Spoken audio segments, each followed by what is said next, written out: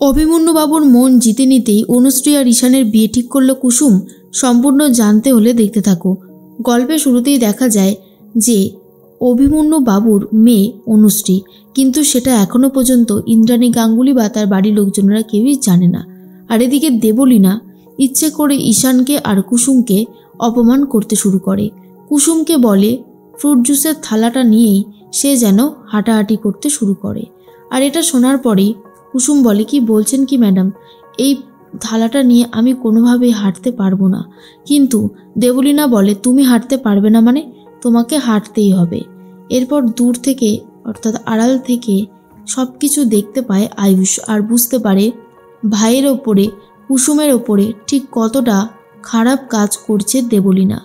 তখন তো আয়ুষ প্রচণ্ড রেগে যায়, কিন্তু পুরো ঘটনাটাই সাইড থেকে দেখতে থাকে আর কি হতে পারে আর কি করতে পারে দেবলীনা। এরপরে কুসুম কোনোরকম হাঁটার চেষ্টা করে, তারপরেই বলে, দেখুন দেবলীনা ম্যাডাম, আমি কিন্তু আর পারছি না। দেবলীনা বলে, ঠিক আছে, তুমি এক কাজ করো, তুমি ওই থালাটা এই ঈশানের হাতে দিয়ে দাও, ঈশান ফ্রুট জুসগুলো সবাইকে সার্ভ করে দেবে। আর এসব শোনার পরেই কুসুম বলে, কি বলছেন কি, ঈশান স্যার এই বাড়ির ছেলে, আর এই বাড়ির ছেলে হয়ে এসব কাজ করবে? দেবলীনা বলে, কেন করবে না, ও না অনেক অন্যায় করেছে। এই সবাই শোনো, এই যে ছেলেটাকে দেখছো না, এ হচ্ছে মা নেওটা, সব সময় মা মা করতে থাকে, দাদা দাদা করতে থাকে, আর কোনো খেদে কাজ নেই। এই ছেলেটা এতটাই রীতিমতো চুপচাপ আর ইনোসেন্ট থাকার চেষ্টা করে, কিন্তু মোটেও সেটা না। ঈশানকে যা না তাই বলে অপমান করতে থাকে, যা শোনার পর আয়ুষের খুবই কষ্ট হয় আর বলে, আমার ভাইকে এইভাবে বলছে দেবলীনা, ওর শাস্তি হবেই হবে। ওকে আমি কিছুতেই এই বাড়ির বউ করে আনবো না। ঈশানের সাথে ওর বিয়ের সম্পর্কটা আমি ঠিকই ভেঙে দেব। এরপরে কুসুম বলে, দেখুন দেবলীনা ম্যাডাম, যেটা করছেন সেটা কিন্তু ঠিক হচ্ছে না। আপনি এইভাবে মানুষকে অপমান করতে পারেন না। তখন দেবলীনা বলে, শোনো, আমি কি পারি আর কি পারি না সেটা আমি তোমার থেকে শিখবো না, বুঝতে পেরেছো কুসুম, যাও এখান থেকে। এরপর কুসুমকে তাড়িয়ে দেয়। কুসুম যাচ্ছিল তখনই দেখে নেয় আয়ুষ স্যার দাঁড়িয়ে দাঁড়িয়ে সবটা দেখেছে। তখনই কুসুম বলে, স্যার আপনি দেখেছেন তো? ছোট স্যার, আমি বলছি তো যে দেবলীনা ম্যাডামের সাথে ঈশান স্যারের বিয়ে হলে ঈশান স্যার কখনোই খুশি থাকতে পারবে না। তখন ঈশান বলে, অন্যদিকে আয়ুষ বলে, ঈশানের জন্য আমার সত্যি খুব কষ্ট হচ্ছে। ওর কি দোষ? ওর তো কোনো দোষ নেই, কিন্তু এই দেবলীনা এমন এমন সিচুয়েশন তৈরি করে দিচ্ছে যে ঈশান আর নিজের রাগটাকে কন্ট্রোল করতে পারছে না, তাই ভুলভাল কিছু বলে ফেলছে আর সেটাকে ধরেই দেবলীনা এগোচ্ছে। তখনই কুসুম বলে, একদম ঠিক বলেছেন আপনি, কিন্তু এই যে খারাপ কাজগুলো ওরা করছে ওদেরকে আটকাতে হবে যেভাবেই হোক না কেন। তখন আয়ুষ বলে, কিভাবে সবটা করব সেটাই ভাবছি, তবে আমার ভাইটার অনেক কষ্ট হচ্ছে আর ও সেই জন্যই কিছুতেই দেবলীনাকে বিয়ে করবে না বলে সিদ্ধান্ত নিয়েছিল। এখন তো দেখছি সেই সিদ্ধান্ত একদম ঠিকই ছিল। এদিকে অনুশ্রী নিজেদের বাড়িতে ফিরে যায়। অনুশ্রী ভাবে, এই শহরকে খুব মিস করব আর ঈশান স্যার ছাড়া আমার একদমই ভালো লাগছে না। এরপর অনুশ্রী গাড়ির সামনেই আয়ুষ্মান গাড়ি নিয়ে এসে দাঁড় করিয়ে দেয়। আর তখন গাড়ি থেকে নামে অনুশ্রী আর বলে, এ কি তোমরা এখানে? তখন দেখা যায় যে কুসুম বলে, আরে তুমি কোথায় যাচ্ছ? তুমি কোথাও যাবে না, তুমি আমাদের সাথে আমাদের বাড়িতেই ফিরবে। ঈশান স্যারের সাথেই তোমার বিয়েটা হবে, বুঝলে? অনুশ্রী তখন বলে, কি বলছেন কি কুসুম ম্যাডাম? কুসুম তখন বলে, হ্যাঁ আমি একদম ঠিকই বলেছি। ঠিক সেই মুহূর্তেই মনে মনে একটা কথাই ভাবতে থাকে অনুশ্রী, যখন এরা বলছে তাহলে হয়তো ঠিকই বলছে। আয়ুষ্মান বলে, আমি চেয়েছিলাম দেবলীনার সাথে আমার ভাইয়ের বিয়েটা হোক, দেবলীনা আর আমার ভাই অনেক সুখে থাকুক, কিন্তু আমার চোখের সামনে দেবলীনার পুরো ব্যাপারটা পরিষ্কার হয়ে গেছে। ও শুধুমাত্র টাকার জন্যই আমার ভাইকে বিয়ে করছে, এছাড়া আর কিচ্ছু নয়। কিন্তু আমি চাই আমার ভাইয়ের জীবনটা অনেক ভালো থাকুক, ও সুখে থাকুক। তাই আমি চাই যে তুমি আর আমার ভাই ঈশান দুজন মিলে বিয়ে করে সুখে শান্তিতে সংসার করো। এরপর অনুশ্রীকে বুঝিয়ে সুঝিয়ে একটা পার্কে নিয়ে যায়, যেই পার্কে নিয়ে এসেছে আয়ুষ ভাইকে অর্থাৎ ঈশানকে, আর বলে, হ্যাঁ রে, তোর মনে আছে ছোটবেলায় আমরা কত খেলতাম, তুই আমার পিছনে দৌড়ে যেতিস কিন্তু আমাকে ধরতে পারতিস না। তখনই ঈশান বলে, সে তো ঠিকই, কিন্তু ভাইদা তুই আমাকে এখানে আনলি কেন?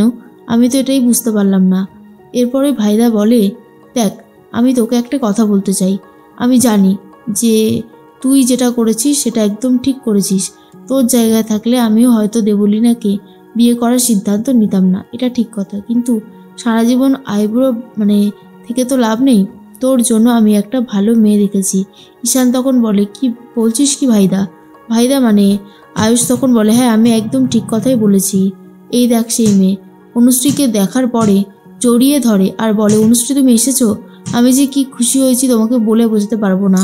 আমি আজকে খুব খুব খুশি হয়েছি। অনুশ্রী তখন বলে, আমি জানতাম ঈশান স্যার যে আপনি আমাকে ভালোবাসবেন। এরপরেই কুসুম বলে, কি করছেন কি? আরে এখানে কেউ আছে তো দেখে নেবে, আপনার দাদাই তো দাঁড়িয়ে আছে। তখন ঈশান বলে, এই রে আমি একদম ভুলে গেছিলাম, আমি সত্যি ভুলে গেছিলাম। আয়ুষ তখন বলে, দেখো অনুশ্রী, খুব তাড়াতাড়ি চাই তোমার সাথে আমার ভাইয়ের বিয়েটা হয়ে যাক, আর টাইম ওয়েস্ট করতে চাইছি না। অনুশ্রী তখন বলে, কিন্তু আমার বাবা এই বিয়েতে সম্মতি দেবে কি না আমি সেটাই ভাবছি। তখন অনুশ্রী আর কথা শুনে সবাই তো অবাক হয়ে যায়। এরপরেই তখন মনে মনে একটা কথাই ভাবছিল ঈশান, যদি বিয়েটা না হয় তাহলে কি হবে? আয়ুষ তখন বলে, কেন বিয়েটা হবে না কেন? অনুশ্রী বলে, আসলে আমার বাবা বড়লোকদের একদমই পছন্দ করেন না। তার কাছে সিম্পল সহজ সাধারণ জীবনই অনেক ভালো লাগে, সেই জন্যই বলছি আর কি। তখনই কুসুম বলে, চিন্তা করো না, সমস্ত ব্যবস্থা করবার দায়িত্ব আমার। আমি ঠিকই তোমাদের বিয়েটা দিয়ে দেব। ঈশান তখন বলে, আরে এইসব ঝামেলা লাগবে না, চলো পালিয়ে বিয়ে করে নিই, তাহলেই তো ম্যাক্সিমামটাই হয়ে গেল। এরপর অনুশ্রী বলে, কি বলছেন কি ঈশান স্যার? কুসুম বলে, না এটা হতে পারে না, তাহলে তো দেবীমা আরও বেশি কষ্ট পাবে। এইটা হলে বরঞ্চ খারাপই হবে। দেবীমার কষ্টটা কোনোদিনও যাবে না। আমাদেরকে অন্য কিছু ভাবনা চিন্তা করতে হবে, তারপরেই বার করতে হবে কি করা যেতে পারে। এর মধ্যেই দেবীমা ভাবে যে কোথায় গেল সবাই।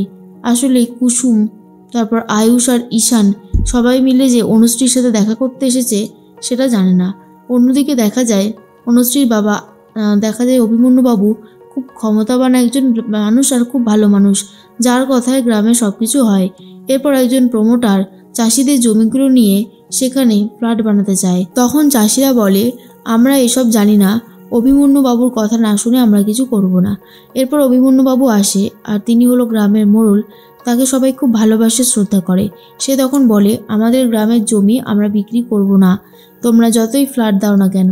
এখানে খোলা মাঠে সবাই আনন্দ করে খুশিতে কষ্ট করে চাষবাস করে, এই জমি আমি বিক্রি হতে দেব না। আর তখন সে প্রমোটারকে ফিরিয়ে দেয়। অন্যদিকে কুসুমকে অনুশ্রী বলে, তোমরা আমার বাবাকে চেনো না, আমার বাবা মাটির মানুষ, সে সবসময় মাটির সাথে মিলে থাকতেই ভালোবাসে। কিন্তু এত বড়লোক বাড়িতে বিয়ে হচ্ছে শুনলে হয়তো বিয়েটা ক্যান্সেল করে দেবে। কিন্তু কুসুম বলে, চিন্তা করো না, কালকেই আমরা ছদ্মবেশ নিয়ে তোমার বাড়িতে উপস্থিত হব, আর তারপরে দেখো কি করি। যেখানে তোমার বাবা নিজে, অভিমন্যুবাবু নিজেই আমার এই যে ছোট স্যারের সাথে ঈশান স্যারের সাথে তোমার বিয়েটা দিয়ে দেবে। আর এটা শুনে খুশি হয়ে যায় অনুশ্রী।